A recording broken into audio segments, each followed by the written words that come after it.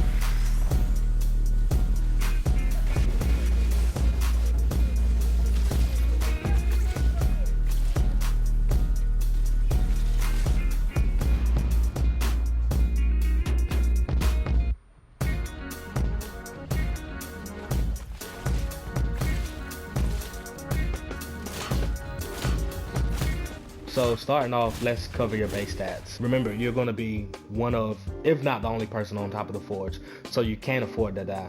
And you need to dish out enough damage just in case you get overwhelmed. Anywhere from 30 to 40% armor should give you enough damage mitigation to keep you safe. Now you would like to have 150 to 250 willpower recovery effectiveness. This is important because you'll gain your health back in multiple ways. As you can see, I only have about 130% willpower recovery effectiveness, but I'm still able to get by. 2 rows of proficiency really help because it will allow more of your shots and heroics to crit, plus your defensive perks will crit more often. Lastly, you're going to want as much precision and valor as possible. To spice it up a little bit, I always run a triple valor minor artifact, and we'll touch on that a little bit more later. Alright, so for slot 1, it really doesn't matter. Remember, you're going to want to push out as much damage as possible, so I just usually use this as a stat stuffer. Now if you don't have enough resolve on your build, or if you find yourself getting into trouble not being able to get up and down from the forge, you could always put this piece on the Hawkbird's Edge, and this has an extra 15% quantum energy, so you have a little bit more intrinsic energy. Same thing goes for slot 3. So I'll typically keep this piece on just because it gives me a nice balanced stat roll, and this is the piece that I typically wear in the raid. Now you can go for this piece right here, the Sharpshooter's bodysuit, and you get this from the Elite Vault, as well as the Hawkbird's Edge that you get from the Elite's Vault. And what this will do is give you an extra 15% distance on your blink dash and reduces the cost of your blink dash as well. So this is pretty good for the traversal part of the forge. But if you're dishing out enough damage and you're skilled enough, you really won't need this. So slot 2 and slot 4 will be your main focus. On slot 2, I prefer to have a scattershot piece with a cosmic surge on it, because the cosmic surge is going to proc from shooting the side of the forge and from shooting the symbols.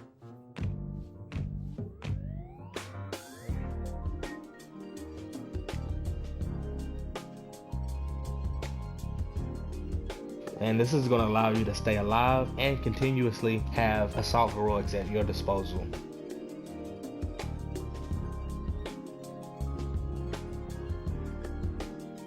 You're more than likely going to get this from an OLT, maybe a Tachyon Rift. You could probably get this from Monica Mission as well. Now for slot 4, you're going to want this piece right here that gives you an extra warp arrow. You would like to have a 16 hit damage buff on it, because you still can proc a damage buff by using your smoke arrows or your scatter shot, and that's going to end up, allowing you to deal out a lot more damage with your assault heroics over the scatter shot, however you prefer to shoot the side of the forge. Now you're going to want to have this simply because it's that extra warp arrow. It's very useful, and that's going to be your main damage source. And not only is that going to be your main damage source, but you're going to need that extra warp arrow in order to teleport your teammates across during the next section of the raid, depending on which way you decide to go before you get to the forge.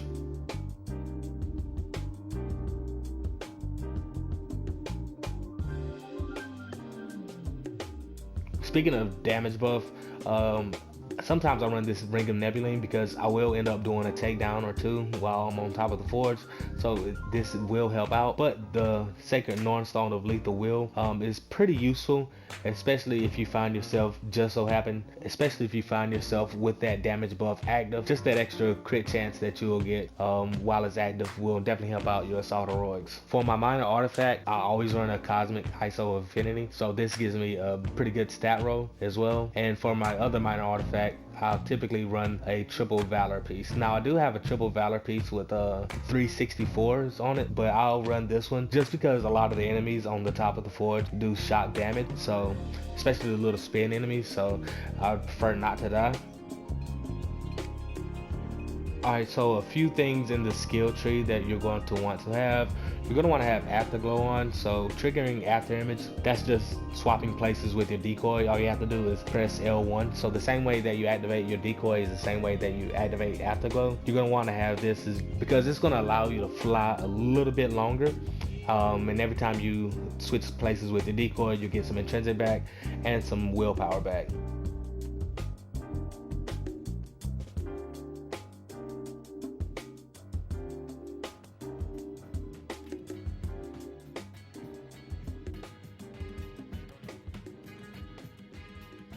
And this is the one I prefer to run, Healing Light, because whenever you put your decoy on the top, it's going to drop the regen packs. And again, if you're the only person on the top of the forge, you might need one or two of them. Now, some people may prefer to run this Photon Surge, but the reason why I don't run this is because you're supposed to get heroic energy back whenever you self-destruct your decoy. But if you self-destruct your decoy and there's, I think it's 12 seconds or less, you actually lose support heroic energy. And typically whenever you are swapping places with your decoy and you have to shoot the side of the forge before you self-destruct your decoy, there's going to be less than 15 seconds left. So once you self-destruct it, you're going to lose heroic recharge rate for your decoy. So I don't run this. It's kind of bugged. Even if it wasn't bugged, I still probably wouldn't run it. The intrinsic ability, I'm not going to say it really doesn't matter. Obviously, you're not going to want to have anything dedicated to stun or melee damage, so you're not going to want to have this one. You don't want to have that one. You don't want to have that one because that's mostly melee based, and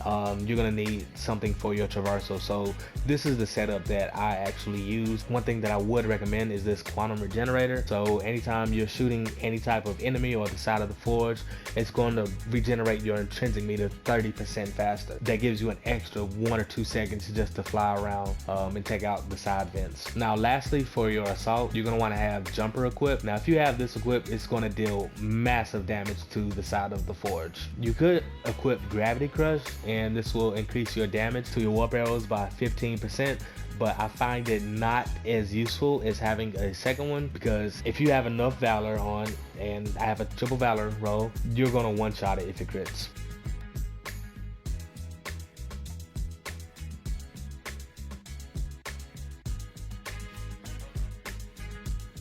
So now that you have your setup, let's talk about what you have to do in order to become a carrier in this section of the Elite Raid.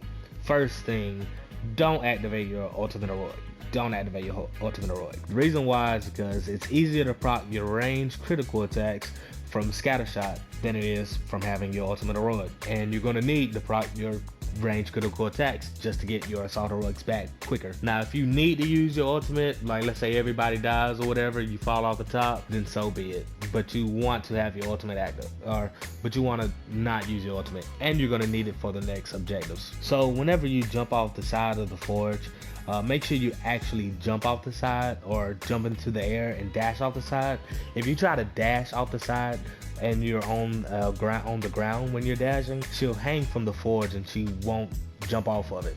She'll just hang from the forge, so you'll lose time by dashing on the ground. So make sure you dash in the air or jump in the air and then dash.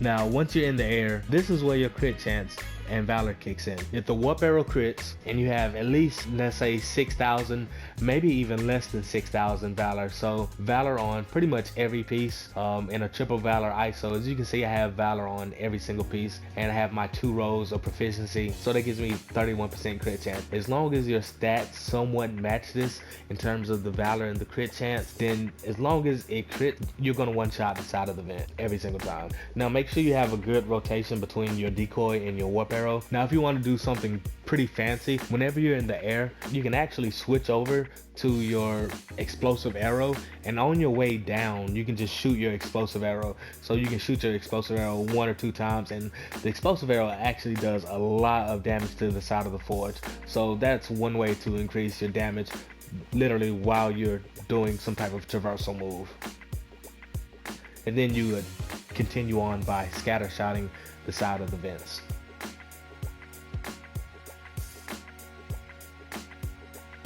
So yeah, there you have it. That is how you carry with Kate Bishop during the forge section of the Elite Raid. Before I leave, one more thing that you could possibly do. You could actually equip damage buff, scatter shot, tachyon surge piece. You will end up doing more damage, but that's complete overkill. And I can't stress that enough. It's complete overkill because you don't even have to have that damage buff as long as you have a pretty decent crit chance roll of about 30%, and Valor on pretty much every single piece, maybe except for one piece. And as you can see in this build right here, I'm missing Valor on one piece, so just having that extra damage buff and that tachyon surge is kind of overkill, and it usually works out worse than having this cosmic surge on.